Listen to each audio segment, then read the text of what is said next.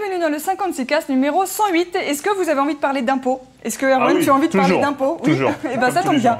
Nous avons aujourd'hui Rachel Renaud, bonjour. Bonjour. Qui est docteur en histoire moderne et qui va nous parler d'impôts en Allemagne au XVIIIe siècle. Ça s'appelait le Saint-Empire romain germanique, hein. C'est pas l'Allemagne. Comment il se la ramène? C'est un truc de dingue. C'est marqué. Moi, tu sais, je suis très carré. Quand on parle d'impôts, en tout cas, c'est le retour de Raconte-moi ta thèse et ça me fait super plaisir qu'on parle d'histoire aujourd'hui. Alors, commençons par la petite minute, on se couchera moins bête ce soir, sur le chiffre du jour, hein, 108. Il y a beaucoup de choses à dire sur 108. Est-ce qu'il y a 50 milliards de nombres mathématiques encore du genre il est divisible par la somme de ces chiffres, je sais pas quoi. Oui, c'est ça. 108, si tu additionnes 1, 0 et 8, ça fait 9 et 108 est divisible par 9. Ça, c'est un nom et il y en a plein des comme ça. D'accord. En vrac, déjà, c'est la somme des nombres 4, 8, 15, 16, 23, 42. Qui a la référence? Lost. Ah, bien, quand même. Le gros compteur au mur, là, 108, c'est... Après, il faut appuyer sur le bouton exécute. Ouais. C'est le nombre de prétendants de Pénélope dans l'Odyssée d'Homère. Ah, je pensais 108. Dans la présidence... Non, mais pardon. C'est la sourate la plus courte du Coran, avec 3 versets. 108, c'est aussi le nombre de cartes dans un jeu de Uno. 108, c'est surtout un nombre sacré dans les religions dharmiques. Et les religions dharmiques, c'est l'hindouisme, le bouddhisme et d'autres. Est-ce qu'il y a un rapport avec la Dharma Initiative, rapport à l'os dont on vient de parler? Oui. Oui. Parce qu'ils étaient très dans le trip des spiritualités de ce genre-là dans Lost. J'ai arrêté après la première saison. Donc, sérieux? Ouais. Non, il faut avouer des trucs. Ok, donc je parle plus à cette personne. Par exemple, dans le nombre de perles dans un chapelet hindou qu'on appelle un mala, il y en a 108 traditionnellement. Alors ils les font pour les vendre moins cher, ils les font avec beaucoup moins de perles, mais normalement il y en a 108. Et puis, pour finir, parce que c'est mon péché mignon, dans le catalogue de Messier dont je vous ai déjà parlé, c'est le catalogue avec tous les objets du ciel qui ne sont pas des étoiles pour pas qu'on les confonde avec des comètes. 108, c'est la galaxie que certains surnomment la planche de surf. Pourquoi? Parce qu'elle ressemble à une planche de surf. Là, il y a l'image qui s'affiche. Je suis désolée, je peux pas te la montrer. Ouais. C'est comme ça, là, en forme de calisson. Du coup, ça ressemble à une planche de surf. On la voit quasiment sur la tranche depuis la Terre. Alors, pour votre information, c'est une galaxie spirale qui est à 45 millions d'années-lumière de nous, autant dire qu'on n'est pas près d'aller voir. Et elle s'éloigne de nous à la vitesse de 772 km par seconde. À mon avis, il y a un arrondi là-dedans. Hein. À ne pas confondre. La Surfboard Galaxy, à ne pas confondre avec la Galaxy Surfboard, qui est un prototype de planche de surf connectée made in Samsung. Rien à voir. Voilà, rien à voir. Avec le numéro 108, non plus, par ailleurs. Je sais pas, peut-être qu'elle coûte 108 000 $. À vérifier, 000 doutes maintenant. Bon, allez, on parle d'impôts.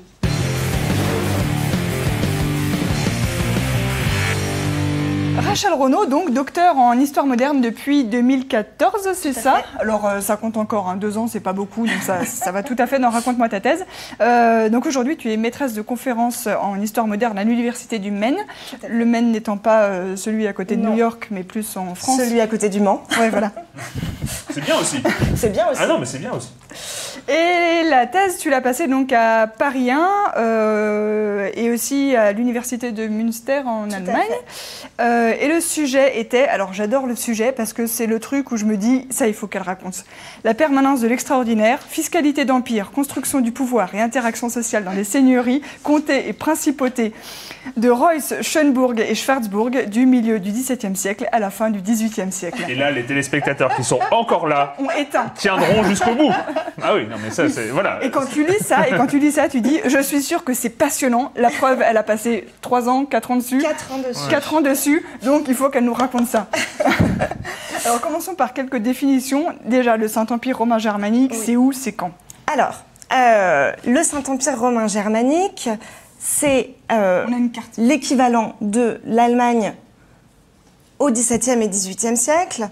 C'est morcelé, je pense qu'on le voit bien sur la carte. Il y a 300 petits territoires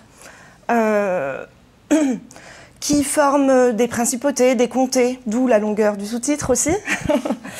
Et tout ça est fédéré dans un empire qui est un peu lâche, mais qui a quand même un certain nombre de pouvoirs.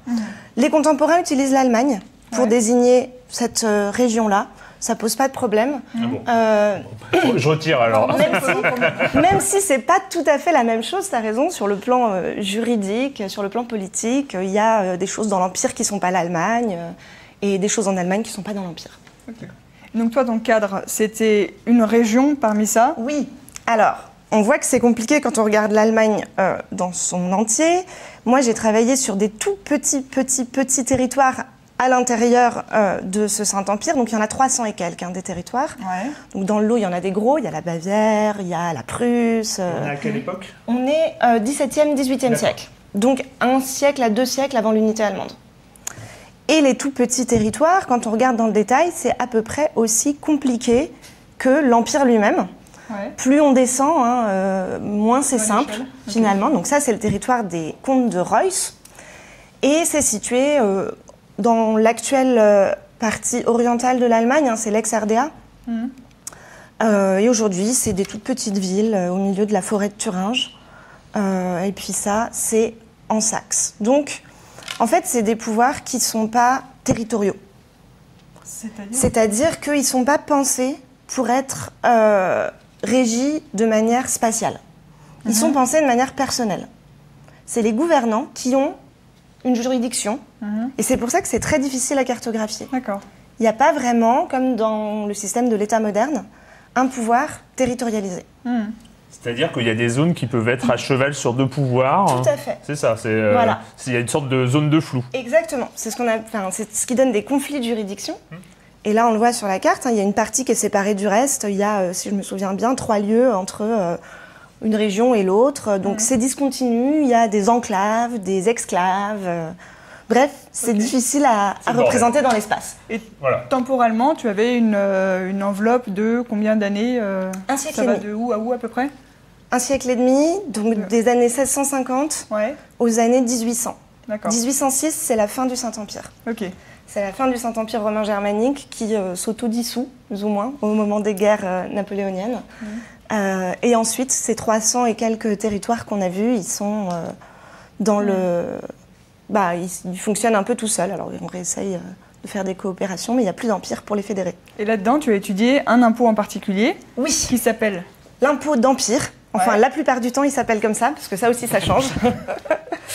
C'est un impôt qui est levé donc par ce Saint-Empire romain germanique pour financer les guerres.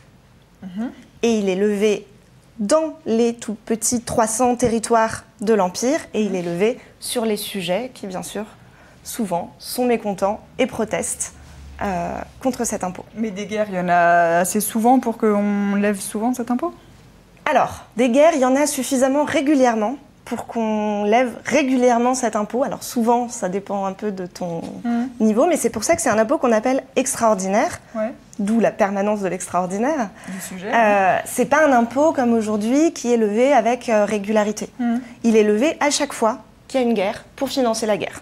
Mais c'est quoi, tous les alors ça dépend des périodes. Par exemple, dans la deuxième moitié du XVIIe siècle, il y a toutes les guerres contre l'Empire ottoman, et on lève ce qui s'appelle dans les archives des impôts turcs, pour les guerres contre les Turcs. Alors là, il y en a toute une série, tous les 10 ans.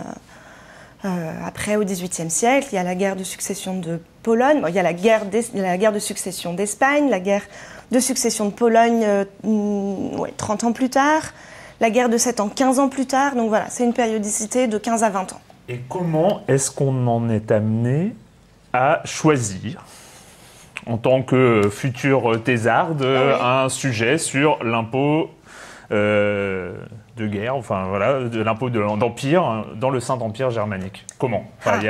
C'est quoi l'histoire l'histoire du sujet, c'est que moi je voulais travailler sur les couches populaires, disons, pour faire vite, au XVIIe et XVIIIe siècle, parce que c'est des gens qui qui n'écrivent pas, donc qui ne nous parlent pas 3 siècles plus tard.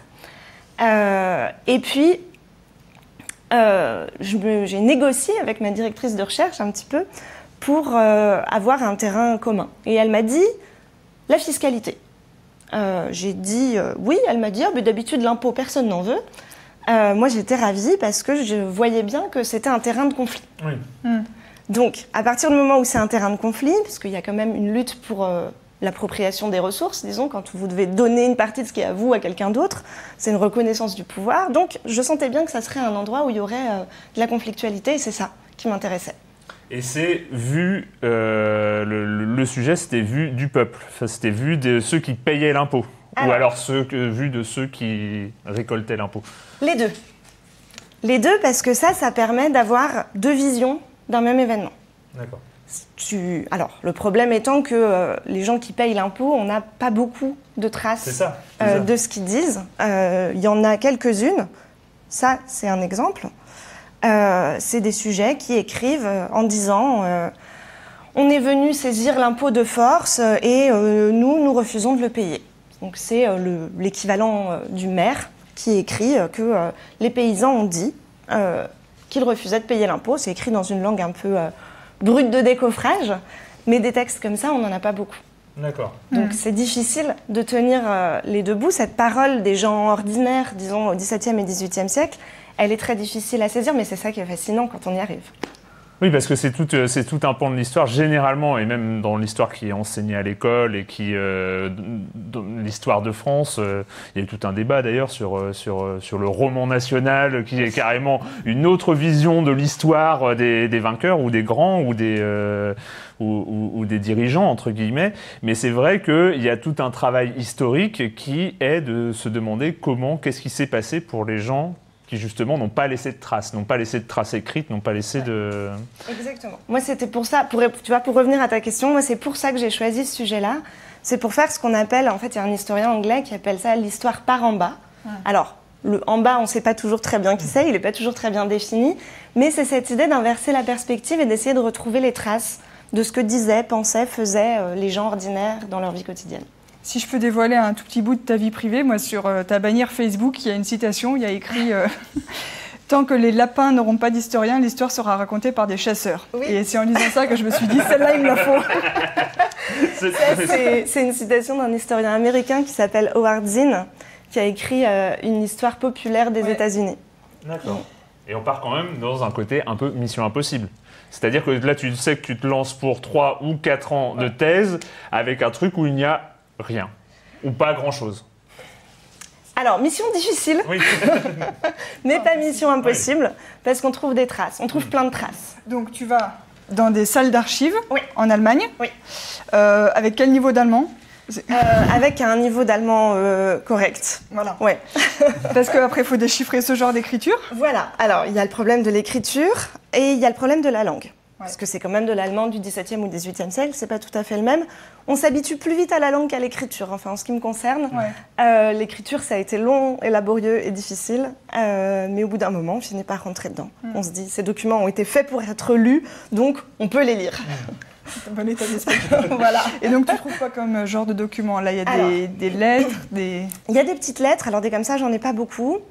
Dans les documents qui sont produits directement par les sujets, il va y avoir des suppliques. Alors, une supplique, c'est quand ils écrivent une lettre collective à leur autorité. Ça peut être plusieurs niveaux d'autorité, ça peut être directement à l'empereur, ça peut être aux comtes et princes qui les gouvernent, ça peut être au petit administrateur local. Donc, ils se réunissent collectivement dans une auberge ou parfois ils font des assemblées secrètes la nuit pour rédiger leurs suppliques. Et ensuite, ils vont les porter en procession à leur autorité. C'est un peu une pétition. C'est un peu une pétition. C'est un peu une pétition, mais supplique, ça dit bien qu'ils sont dans une position d'humilité, de demande, bref, de sujet. Hein, ils demandent quelque chose qui est de l'ordre de la grâce du prince. Et ces suppliques, parfois, elles sont très offensives. Parfois, elles sont très déférentes. Il y a des configurations, il y a des moments quand ils sentent qu'ils peuvent un peu aller plus loin, où tout d'un coup, on a quelque chose d'un peu plus subversif. Et c'est quoi? Alors, ils négocient le montant de l'impôt ou... Alors, le montant, mais en réalité, la revendication principale, c'est pas tellement de diminuer le montant. Leur revendication principale, c'est la transparence. C'est-à-dire qu'on leur dise exactement quel est le montant qui a été exigé par l'empereur et qu'on réclame d'eux, quel est le montant qu'on a levé sur eux, pour vérifier qu'il n'y a pas eu de détournement. Ça, c'est leur revendication principale, c'est pour avoir une prise dans les affaires publiques, finalement. La deuxième revendication principale, c'est qu'ils aient le droit de consentir à l'impôt, c'est-à-dire qu'on ne puisse pas lever indéfiniment des impôts sur eux sans qu'ils aient leur mot à dire. Et puis la troisième, c'est la répartition, pour que ça soit équitable. Pour que ça soit justement réparti, pour que les gens, il n'y ait pas d'exemptés. Par exemple que ça soit en fonction du patrimoine. Ça, à partir de 1750, ça devient systématique. Donc il y a des changements sur le siècle et demi que j'ai étudié. Et ça, typiquement, à partir du milieu du XVIIIe siècle, on se met à revendiquer que l'impôt soit plus défini en fonction d'un statut social, mais en fonction d'un patrimoine ou de revenus. Et il y a des gens qui étaient exemptés. Il y a des gens qui... les nobles, par exemple. Oui. Les nobles sont exemptés d'impôts. Et alors, par exemple, dans la deuxième moitié du XVIIIe siècle, les sujets commencent à réclamer à ce que leur prince et comte participent à l'impôt. Ils disent, bon, c'est la guerre, on doit tous contribuer à la sécurité de l'Empire, vous aussi. Et donc, quelle histoire, finalement, quelles histoires, parce que je pense que c'est au pluriel sur un siècle et demi étudié, quelles histoires t'as été amené à raconter qui n'étaient pas connues avant, qui étaient... on cherche comme ça, pas forcément des trucs romancés, mais je pense que tu as parlé d'assemblées secrètes, de choses comme ça. Les assemblées secrètes. Oui, alors il y a plein de petits épisodes, c'est ça qui est fabuleux quand tu vas aux archives, que tu déchiffres tes documents péniblement parce qu'ils sont écrits en gothique manuscrit et que c'est difficile, et que tout d'un coup tu trouves des choses qui t'émeuvent et qui sont merveilleuses, et qui sont des pépites. Alors il y en a plein, des petites histoires comme ça. Il y a les assemblées secrètes, effectivement, où les sujets... Donc, en général, on a ces histoires-là une fois qu'ils se sont fait arrêter. Ils se sont fait arrêter après et ils sont interrogés par les autorités. Et on leur dit, est-ce que vous vous êtes bien rendu à l'assemblée secrète, à tel endroit, à telle date? Et alors ils disent, oui, j'ai fait ça. Il y en a un qui dit, je sais que c'était interdit, mais comme les autres y allaient, je me suis dit que je devais y aller aussi. Ça, c'est le genre de petites phrases, quand on les trouve, on est content, parce que c'est joli. C'est assez émouvant. Il y en a aussi qui disent, leurs autorités leur disent, mais vous savez bien que c'était interdit. Et il y en a un qui répond, oui, mais dans les choses justes, il faut bien suivre la communauté. Donc là, les autorités disent, la classe. Mais vous venez vraiment de dire ça? Vous êtes sûr que vous ne voulez pas revenir sur sa déclaration? Et le sujet dit non. C'est le début c'est la désobéissance civile, en fait. C'est de la désobéissance, exactement, à plein de petits endroits. Donc ça, il y a les histoires d'assemblées secrètes qui sont un peu fascinantes. Mais si c'est secret, comment ils se sont fait pincer? Parce que le pouvoir envoie des mouchards. Par exemple, il y a un maître d'école, un jour, qui passe par là, et puis qui dit aux paysans, mais qu'est-ce que vous faites? Et les paysans, qui savent bien que c'est un mouchard, lui disent, on fait un grand feu pour chasser les bohémiens. Et le maître d'école dit, je vois bien que vous faites un grand feu, mais vous devriez plutôt payer vos impôts. Donc voilà, on voit comment ils se font quand même surveiller en permanence. Il y a des gens aussi qui sont arrêtés puis qui trahissent. On les voit aussi dans les interrogatoires, qui trahissent la communauté jurée, parce qu'ils se jurent fidélité dans la révolte. Et donc, de temps en temps, on a des interrogatoires de gens qui disent tout ce qu'ils savent. Mais après, les interrogatoires, ils ont des problèmes? Alors, ça c'est le problème de l'histoire, c'est que la plupart du temps, on n'arrive pas à les suivre suffisamment longtemps pour savoir ce qui se passe après. Donc, on a des fragments d'histoire. On a des fragments de révolte, on a des fragments d'affrontement entre les soldats et les paysans, mais on a rarement une histoire en continu. Mais finalement, c'est plus un mouvement politique, au sens organisation, contestation, tout ça, qu'un mouvement révolutionnaire, en fait. D'après ce que tu dis aussi, il y a une sorte d'acceptation du pouvoir de l'empereur. Finalement, ils acceptent l'impôt, mais ils demandent la transparence, l'équitable, le fait que ce soit équitable, le fait qu'il y ait quelque chose de l'ordre de l'organisation de l'impôt, mais ils se révoltent pas contre le pouvoir. C'est un mouvement politique, finalement. Alors, oui, tout à fait. Moi, un de mes buts était de montrer en quoi c'était politique, justement. Et une espèce de politique ordinaire, quotidienne. Se révolter contre l'empereur, le problème, c'est qu'ils ne peuvent pas. Enfin, ils savent qu'ils vont perdre. Ils sont là, dans un des 300 petits territoires. En fait, pragmatiquement, c'est peine perdue. Ils ont, à moins de monter une révolte à très, très, très grande échelle, c'est-à-dire à l'échelle de toute l'Allemagne, en fait, comme ça a été le cas. Il y en a d'autres qui l'ont fait dans le pays d'à côté, là. Où ça? En France, ils n'ont pas été un peu inspirés? Mais alors justement, en France, tu n'as pas le morcellement que tu as en Allemagne. Et le morcellement territorial en Allemagne, c'est un frein à la constitution d'une révolte de grande envergure. Il y en a eu une, mais en 1525, donc entre un siècle et demi et 2 siècles avant ma période, au moment de la réforme protestante, où là, il y a eu des centaines de milliers de paysans qui se sont révoltés dans toute l'Allemagne. Et en fait, après ça, on a mis en place des systèmes pour que ça ne se reproduise plus. Les autorités se sont organisées pour empêcher que ça se reproduise de nouveau. Et au niveau de l'organisation des autorités, justement, comment se passe la répression de ce genre de velléité? Alors, il y a des coopérations qui sont instaurées entre tous les territoires. Enfin, dans une même région, par exemple, donc la région sur laquelle j'ai travaillé, on les voit au moment où ils commencent à suspecter qu'il y a un début de révolte. En général, on les voit écrire des lettres au territoire voisin en disant « Bon, mes paysans ont commencé à se rassembler, ils ont commencé à collecter de l'argent. » Alors, collecter de l'argent, ça veut dire en général qu'ils vont faire un procès, parce qu'ils passent leur temps à aller en justice. Oui, ils font un tipi pour voilà. Faire... Pardon. Et à ce moment-là, les autorités prennent contact avec les territoires voisins, disent « Bon, les miens, ils font ça. Est-ce que les tiens, ils font pareil ?» On envoie un administrateur, donc on a des entretiens, puis ils y font des échanges de savoir-faire en termes de répression. J'en ai un en 1680.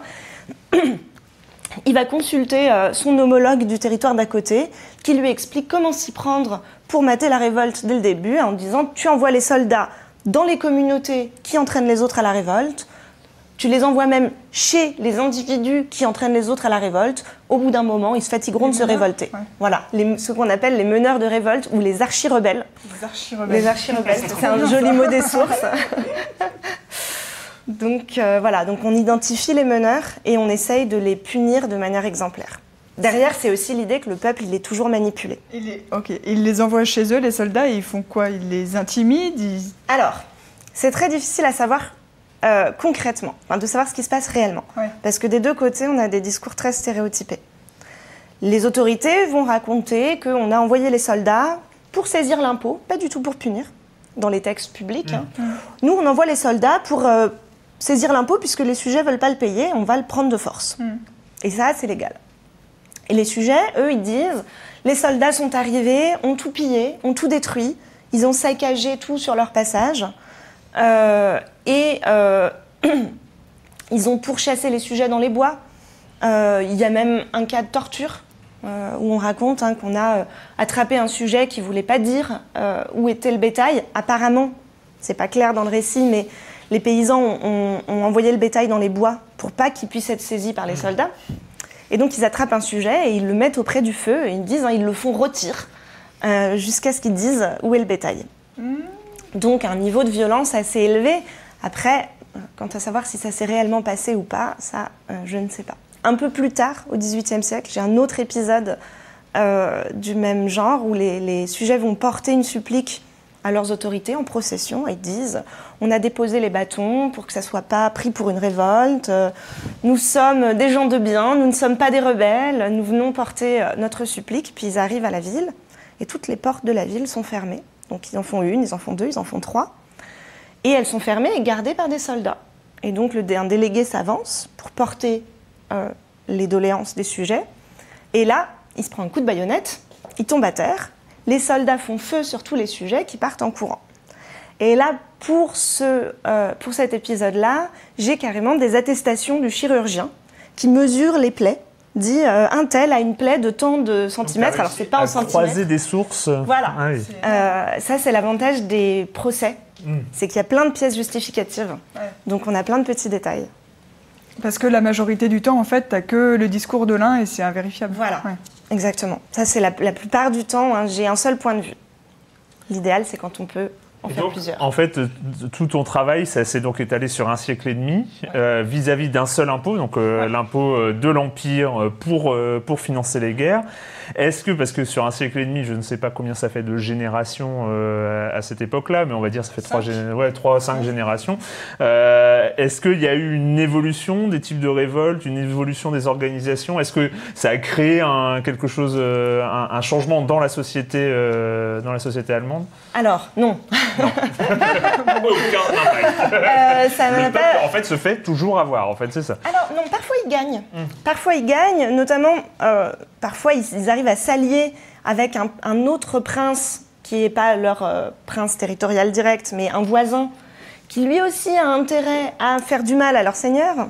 Donc, parfois, il s'allie comme ça, notamment avec l'électeur de Saxe. Donc ça, c'est le gros prince le plus puissant qui est dans les environs, qui lui a aussi intérêt à affaiblir le plus possible les petits comtes qui sont autour et qui l'empêchent d'avoir un gros État territorial unifié.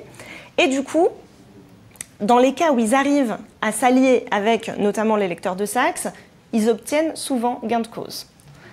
Ils obtiennent aussi parfois partiellement gain de cause devant les tribunaux de l'empereur. D'accord. Donc, ils réussissent à obtenir des petites choses concrètes. L'idéal étant pendant la Révolution française. Alors là, ils obtiennent quasiment tout ce qu'ils veulent. Pendant la Révolution française, mais ça, c'est exceptionnel.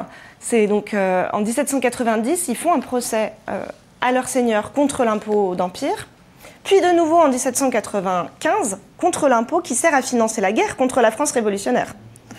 Et là c'est leur moment historique. C'est-à-dire que là, effectivement, ils ont une marge de manœuvre énorme parce qu'il y a des révoltes un peu partout dans le pays en référence à la Révolution française. Les autorités se disent il faut lâcher un peu de lest. Donc là, ils obtiennent la fin de l'exemption des nobles, ils obtiennent la transparence totale des comptabilités. Donc tu vois, c'est des configurations. Il n'y a pas un processus où ils obtiendraient de plus en plus. Ouais. Mais il y a des moments où la configuration... Les autorités sentent qu'il ne faut pas trop faire les malins. Voilà. Ou alors où ils arrivent à faire jouer les autorités les unes contre les autres. Voilà. C'est les deux moments où ils arrivent à obtenir un peu gain de cause. Qu'est-ce que je voulais demander comment ils sont organisés politiquement entre eux? Est-ce qu'ils ont des délégués, des porte-paroles Tout à fait. Il y a un système très complexe de représentation, en fait, dans la révolte. Donc la révolte, on imagine toujours, surtout la révolte au XVIIe et XVIIIe siècle, en général, on a l'image de paysans qui ont des pics et des faux et puis qui vont tuer le percepteur ou qui vont brûler les registres. Ça, c'est l'image que les autorités donnent de la révolte, c'est-à-dire... en fait, un peuple impulsif, bestial, c'est toute la rhétorique qu'on trouve dans les textes qu'on dit publics, donc les textes produits par les autorités. Encore aujourd'hui, ça arrive encore lors aujourd'hui. de certaines manifestations de prise d'otages, de trucs comme ça. C'est pas la première fois depuis le début de cette émission que je me dis, tiens, ça me fait penser à des trucs d'aujourd'hui. Il y a des permanences dans la manière dont on représente effectivement le peuple. Mais ça, c'est aussi frappant de le voir quand on lit les archives. Parce que c'est évidemment exacerbé. Au XVIIIe siècle, on dit des choses... qu'on dit de manière moins nette aujourd'hui. Mais donc le peuple, il est bestial, il est manipulé, il est irrationnel. Et quand on regarde ce qu'ils font concrètement, c'est pas du tout le cas.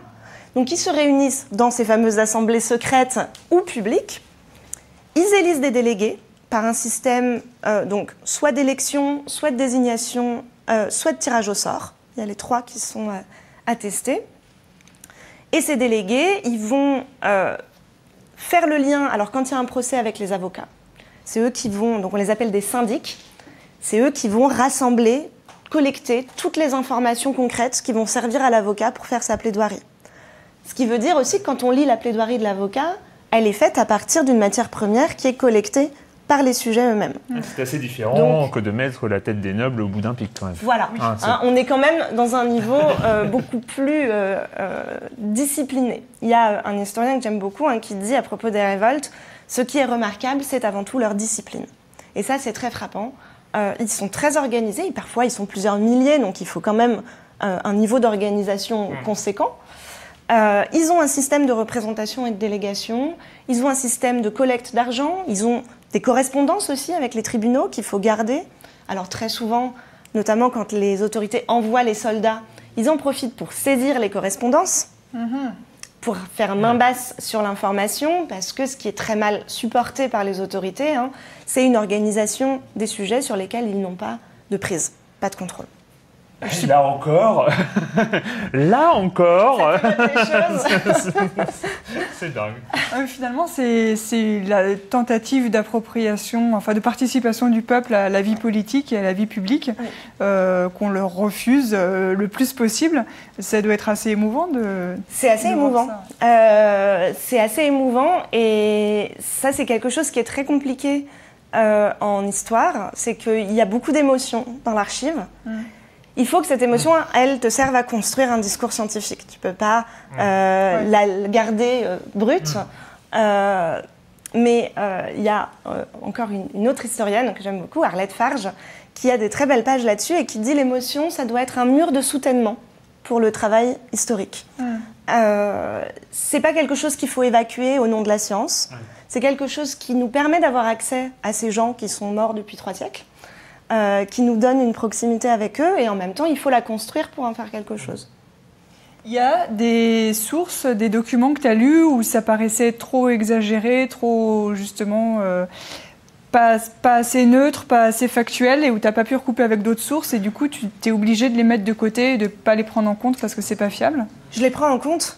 En fait, je les garde, parce qu'en général, en plus, c'est des belles sources, mais tout en me disant que je ne sais pas ce qui s'est réellement passé, ou en fait, le truc avec ces documents-là, c'est simplement de dire quelle est la situation d'énonciation, tu vois, de dire par exemple, bon, c'est les sujets qui racontent ça, ils disent qu'ils ont été poursuivis par des soldats qui leur tiraient dessus, je ne sais pas ce qu'il en est réellement, mais ils le disent devant un tribunal, donc c'est quand même suffisamment crédible pour être cru par un tribunal. Ça, c'est un des arguments qu'on peut avancer. Et puis, de toute façon, ce qui est intéressant, c'est aussi la manière dont ils vont mettre en scène leur pouvoir comme violent pour le discréditer. Eh ben, merci beaucoup, Rachel Renaud. C'était super intéressant et merci que je n'en doutais pas en même temps. Et du peuple, hein, toujours comme ça. Il faudra qu'on reparle. Ouais, on va reparler du peuple, ouais. D'abord, je vais trouver d'autres sujets, tu vas voir. Je te propose de regarder un bébé manchot. Alors, je suis désolée, il se révolte pas. Sans transition. Il se révolte pas, mais ses parents ont vaguement des mèches un peu punk, donc tu peux trouver des archi-rebelles là-dedans si tu veux. À poil.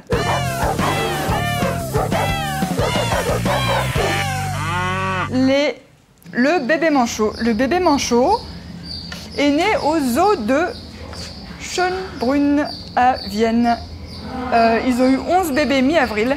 Et c'est donc une espèce de manchot qu'on appelle le gorfou de Moseley. Alors c'est une sous-espèce du gorfou sauteur. En anglais, j'aime bien son nom, c'est le Northern Rockhopper Penguin. Donc il saute sur les rochers, mais c'est vrai que quand il se déplace, il tombe.